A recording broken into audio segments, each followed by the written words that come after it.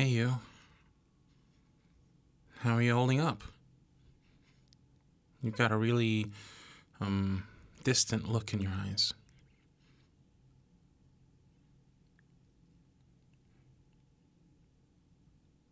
Why am I doing so well? I don't know. Hiding something from you. I don't know what you're talking about. I don't lie about anything. Look, I'm nervous. I like you. It's been really nice helping you and your daughter as you've been staying at this hotel, and it's selfish. I don't want you to exit my life. I'm worried that this house situation is going to make you disappear, and I don't want that. I want you to stay. I want to, once this insanity is over, to maybe have a shot at... God, I don't want any of this to make you uncomfortable. I have a really good feeling about you.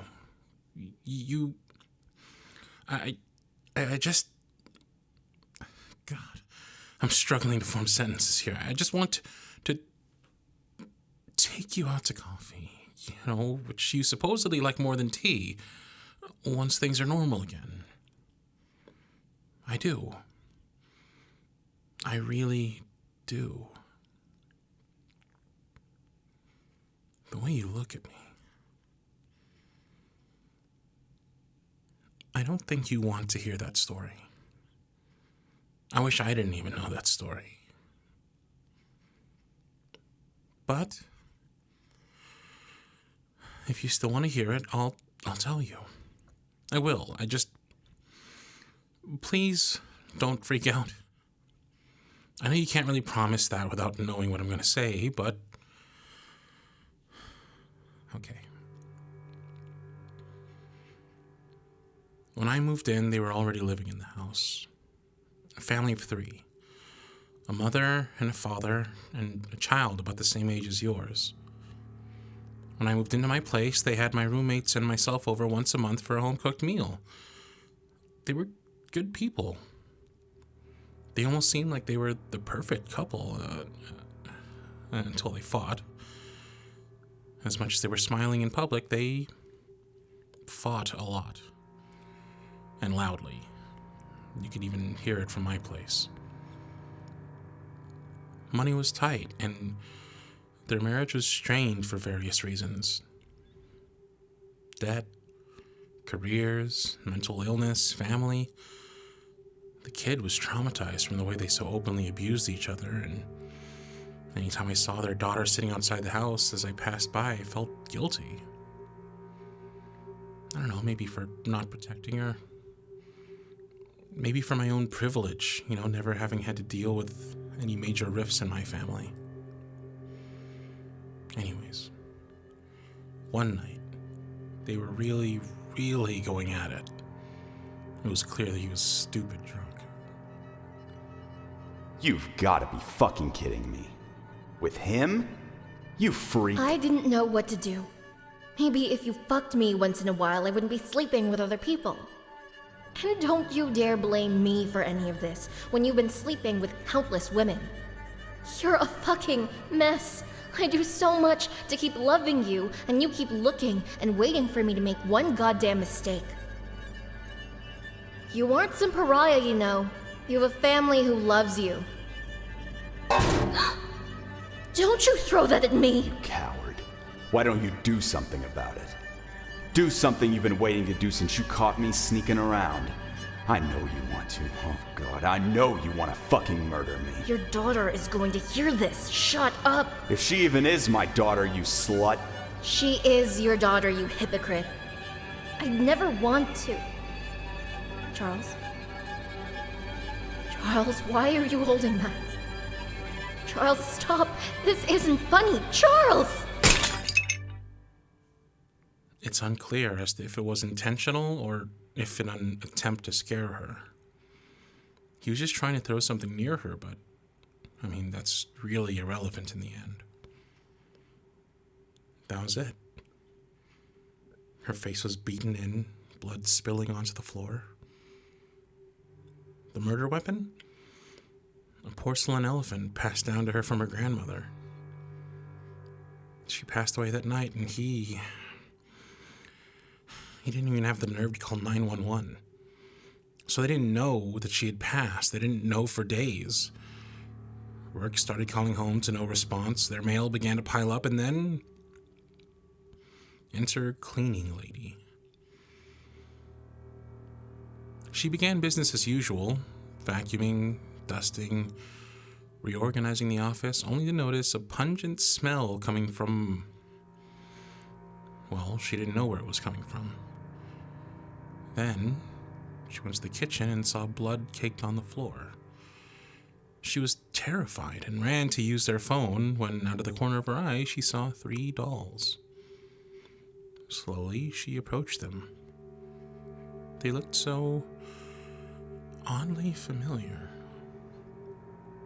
2 of the dolls had their heads beaten in, and the third had one hole in its chest that, well, it looked like a gunshot. And she realized that the dolls looked exactly like the family. She immediately began searching for the smell. She walked around frantically, sifting through dresser drawers and cabinets. She went through every inch of that house, and then she came to the attic. Terrified, she called me. She had helped with my home before and knew that I worked at home. I came over. When I answered the door, her knees were buckling and her voice was trembling.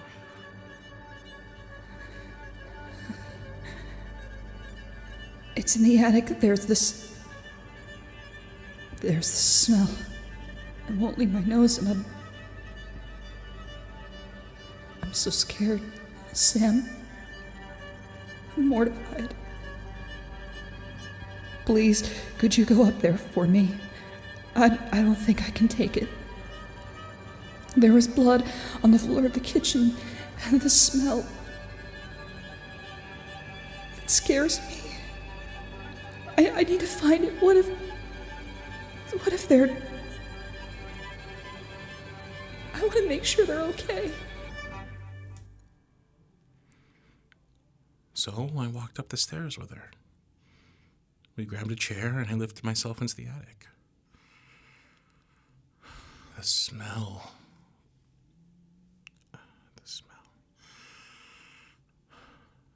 I'll never forget it.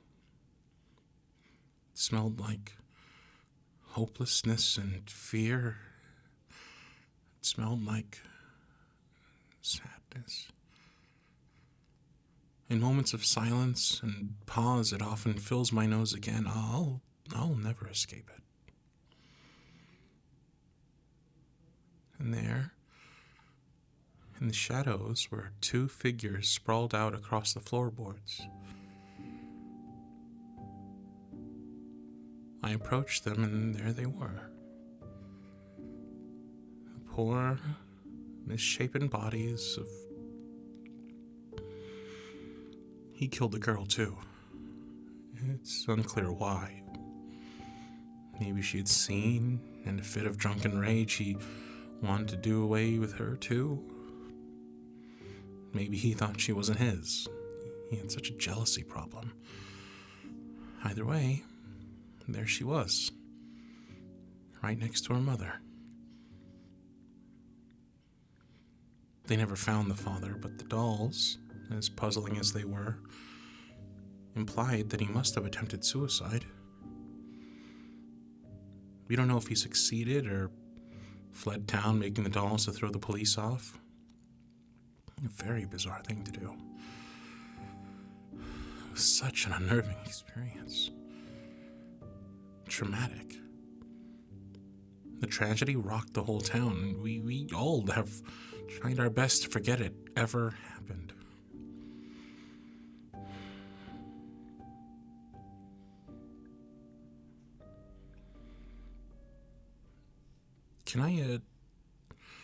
get you a glass of water? Here, let me turn the music back on. Don't? Well, why not? What? What are we gonna do? I don't think there is anything to do. You think we should try and expel what's haunting the house? I don't even know where to begin with that. You want to, like, cleanse the house and try talking to them? God, I don't know. That sounds like a lot. I don't know if I can relive it all again. But I care about you and your daughter. If you think this will fix things, then I'll do it. I'll come with you. I'll do whatever you need.